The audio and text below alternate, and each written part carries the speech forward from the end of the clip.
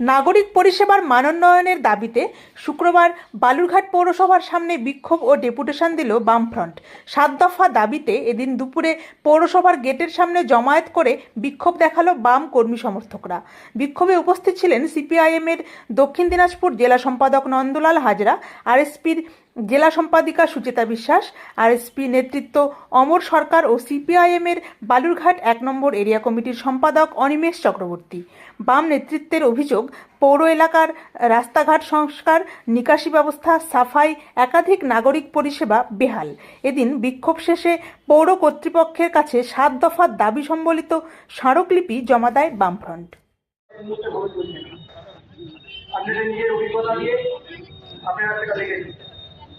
মূলত আমরা চাই যে বালুরঘাট পৌরসভা ভালোভাবে চলুক।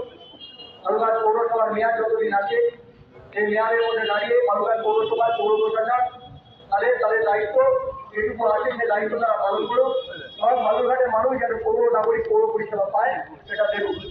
মূলত এই বিষয়গুলোকে নিয়ে আমরা এখানে আজকে আমাদের সভা আমরা করতে চলেছি। আমাদের এখানে বিক্ষোভ কর্মসূচি চলবে, অবস্থান চলবে এবং ভেতরে আমাদের কংগ্রেসরা যাবে। সেখানে আমাদের একটা ডেপুটেশন আছে, সেই ডেপুটেশন আমরা করবো। তার আগে আজকের এই সভায় সভাপতিত্ব করবার জন্য আমি কংগ্রেস রতন কুমার সাহা এবং কংগ্রেস অমর সরকারের নাম প্রস্তাব করছি। কর্মীদের ও চুক্তিভিত্তিক কর্মীদের প্রতি মাসের 1 থেকে 5 তারিখের মধ্যে বেতনের ব্যবস্থা করতে হবে। কর্মীদের ও চুক্তিভিত্তিক কর্মীদের প্রতি মাসের 1 থেকে 5 তারিখের মধ্যে বেতনের ব্যবস্থা করতে হবে। আপনারা জানেন যে বালুরঘাট পৌরসভা এই মুহূর্তে যে অবস্থার মধ্যে দিয়ে যাচ্ছে, যে কোনো রাস্তাঘাটের মধ্যে দিয়ে আপনারা যাবেন, দেখবেন রাস্তাঘাটের যে অবস্থা ভেঙে চুরে যাচ্ছে তাই অবস্থা। এই কদিন আগে বৃষ্টি হলো, বৃষ্টিতে সমস্ত রাস্তা জলের নিচে ডুবে গেছে। আজকে সমস্ত পৌর পরিষেবা আজকে বিঘ্নিত হচ্ছে। একটা সময় আমরা দেখেছি যখন আমাদের বালুরঘাট পরিচালিত বাম পৌরসভা ছিল, সেই বাম পৌরসভা থাকার সময় আমাদের বালুরঘাট মিউনিসিপ্যালিটি গোটা রাজ্যের মধ্যে এক হতো। আর আজকে আমরা দেখছি গোটা বালুরঘাটে আমাদের গোটা রাজ্যের মধ্যে আজকে পিছিয়ে পড়ছে। আমরা মূলত আমাদের বালুরঘাটে রাস্তাঘাট যাতে সঠিকভাবে মেরামত করা যায় সেই দাবি। আমাদের যে পরিষ্কার পরিচ্ছন্নতা, যে কোনো জায়গায় যাবেন রাস্তায় গার্বেজ জমে পড়ছে, আমরা চাই সেগুলোকে ইমিডিয়েট পরিষ্কার করা, ড্রেনেজ সিস্টেমটাকে উন্নতি করা। আজকে এখানে যে সমস্ত কর্মীরা রয়েছে সেই কর্মীরা যাতে সঠিকভাবে বেতন পায় সেই বেতনের ব্যবস্থা করা, এই দাবিগুলোকে সামনে রেখে আমরা আজকে এসেছি আমাদের পৌর প্রশাসনের কাছে। আমরা তাদেরকে দাবিপত্র তুলে দেবো। আশা করি তিনি আমাদের এই দাবিপত্র নিয়ে যে দাবিগুলো আমরা রাখছি, মূলত 7 দফা দাবি আছে, এই দাবিগুলি তিনি ঠিকঠাকভাবে করবেন।